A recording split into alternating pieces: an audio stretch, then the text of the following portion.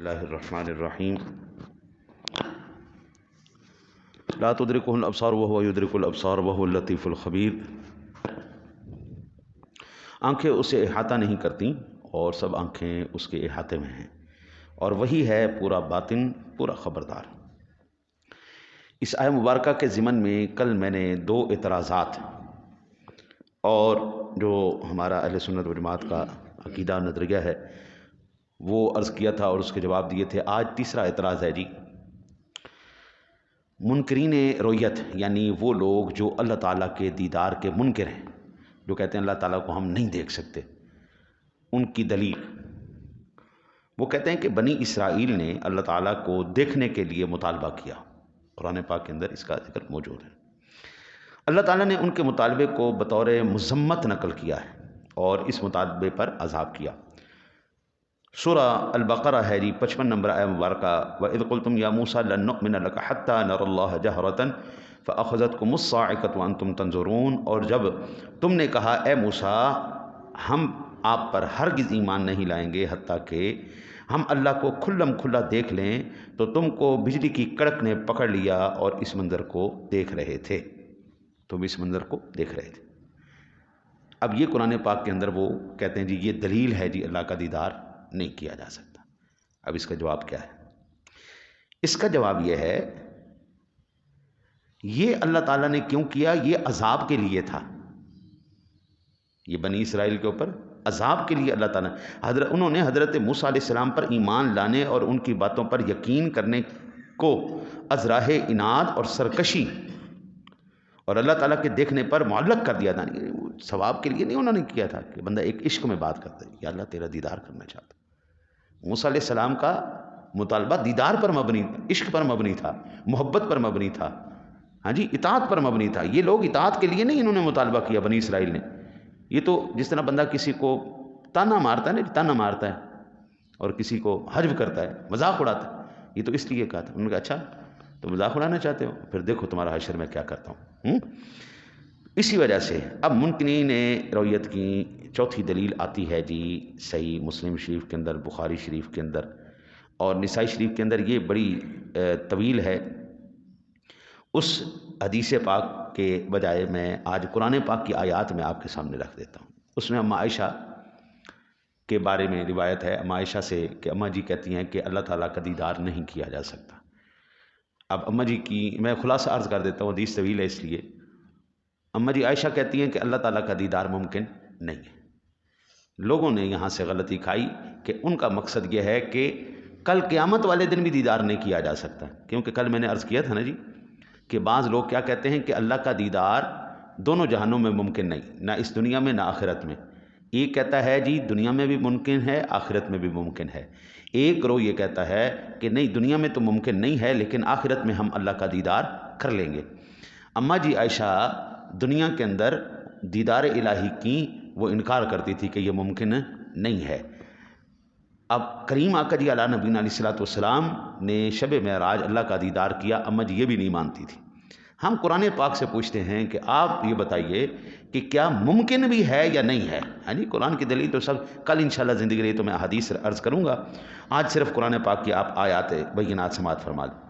اللہ وحدہ لا شریک نے القیامہ سورہ مبارکہ کے اندر 22 اور 23 آیہ مبارکہ ہے، وَوُجُوهٌ يَوْمَئِذٍ نَاظِرَةٌ إِلَىٰ رَبِّهَا نَاظِرَةٌ، کتنے ہی چہرے اس دن تر و تازہ ہوں گے اور اپنے رب کو دیکھتے ہوں گے۔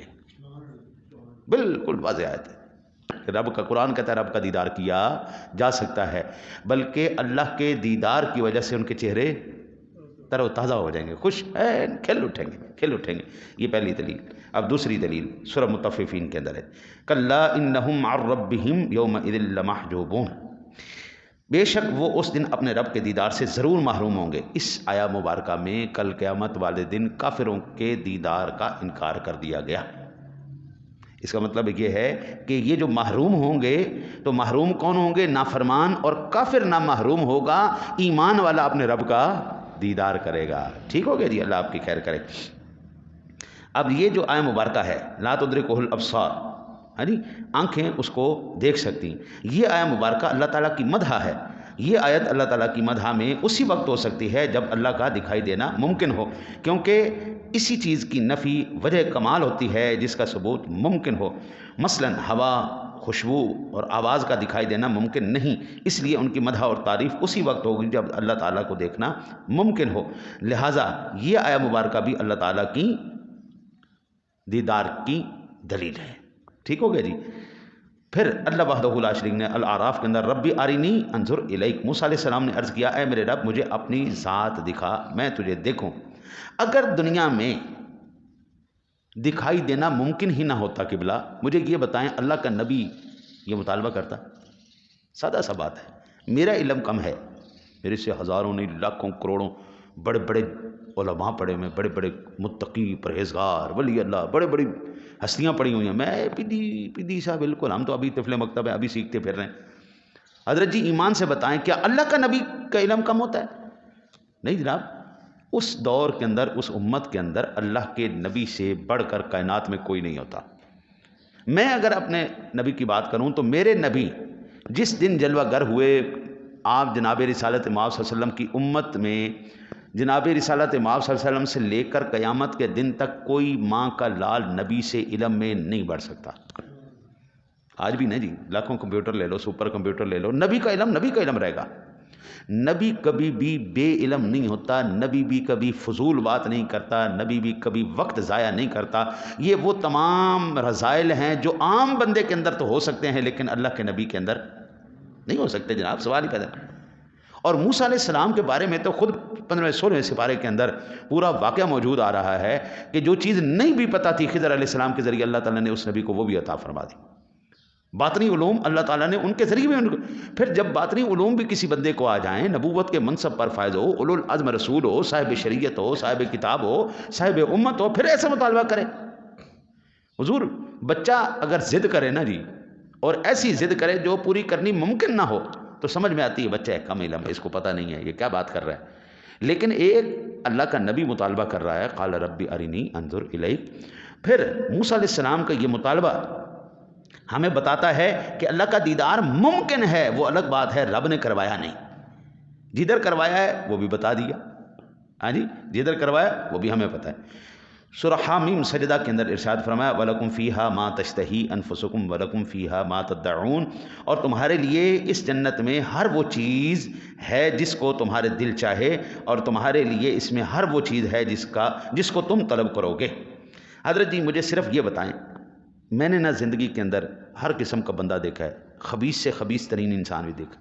ابھی میں آپ کو مزے کی بات بتاؤں، پرسوں کی بات ہے، ہاں پرسوں کی بات، مجھے فون آیا 11 بجے صبح، 11:30 بجے، جی السلام علیکم۔ وعلیکم السلام جی، میں جناب فلاں بندہ بول رہا ہوں۔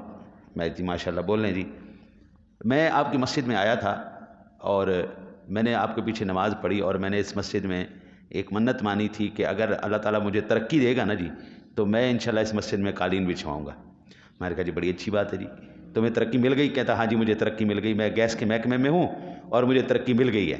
میں نے کہا مبارک ہو جی۔ کہتے جی بتائیں جی آپ کے قالین کا سائز کیا ہے؟ میں کہا مجھے تو کوئی نہیں پتہ جی کیا سائز ہے، میں انچی ٹیپ تو جیب میں لے کے نہیں پھرا۔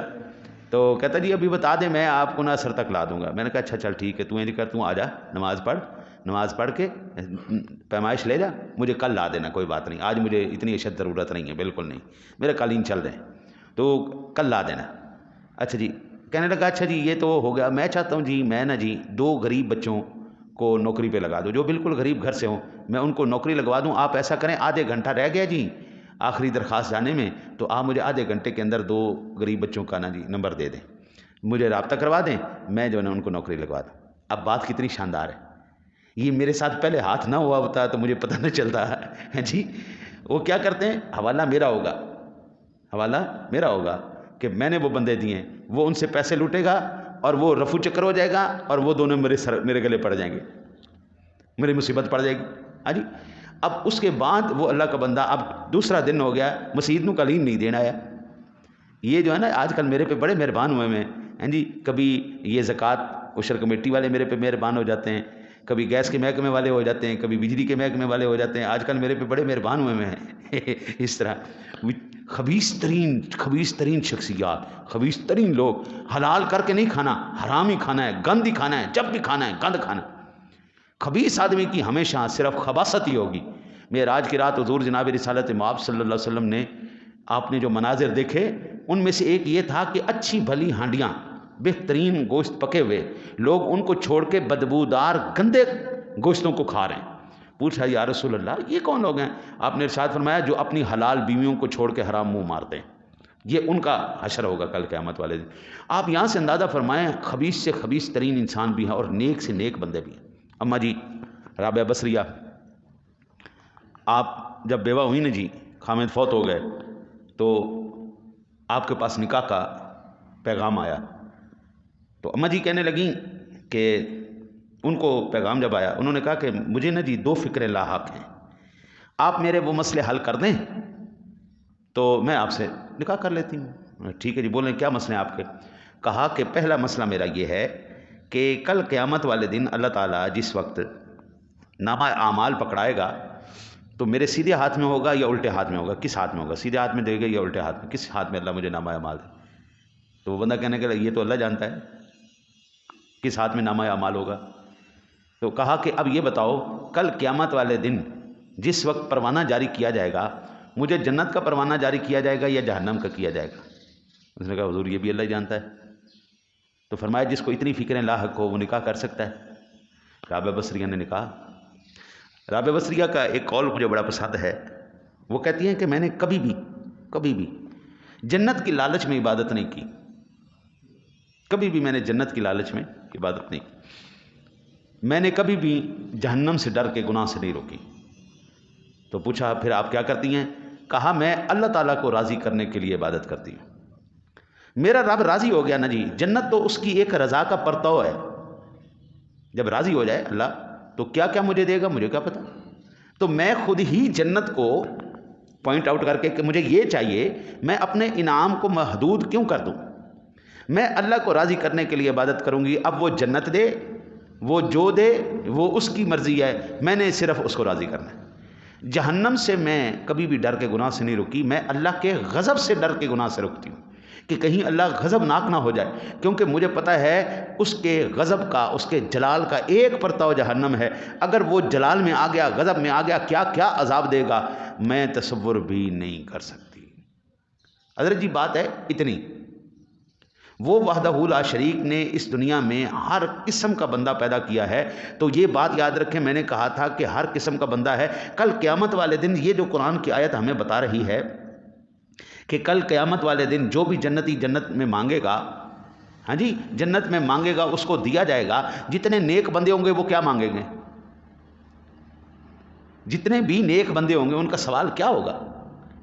اللہ کے ولیوں کا، نبیوں کا کیا مقصد؟ نبی ایک کہیں گے یا اللہ ہم نے تجھے کہا لا الہ الا اللہ، ہم نے کہا تجھے لا الہ الا اللہ، تو شانوں والا، تو مالک، تو وحدہ لا۔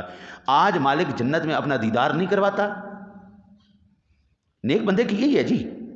میرے جیسے ہم کہتے ہیں کہ اللہ جنت دے دے، جو اس لیول پہ پہنچے ہوئے ہیں ان کا مقصود کیا ہوتا ہے؟ ان کا مقصود جنت بھی نہیں، دوزخ بھی نہیں، کچھ بھی نہیں دنیا کی، بس ہمیں رب کی رضا چاہیے اور رب کا دیدار چاہیے۔ حضرت جی ہر جنتی کا ہر وہاں پہ ایک ہی مقصد ہوگا، اللہ کا دیدار۔ یا تو پھر ماننا پڑے گا رب کا دیدار ممکن ہے، یا پھر ماننا پڑے گا قرآن پاک میں غلطی ہے۔ ہم قرآن کو غلط تو نہیں کہہ سکتے، قرآن تو ٹھیک ہے، قرآن تو بالکل برحق بات کر رہا ہے۔ قرآن کہتا ہے جو مطالبہ کیا جائے گا وہاں پر پورا یہ ہو گیا جی۔ قرآن پاک سے زندگی رہی تو انشاءاللہ تعالی العزیز کل میں احادیث مبارکہ سے یہ بات عرض کروں گا۔ اللہ سے دعا ہے اللہ آپ کو مجھے عمل کی توفیق عطا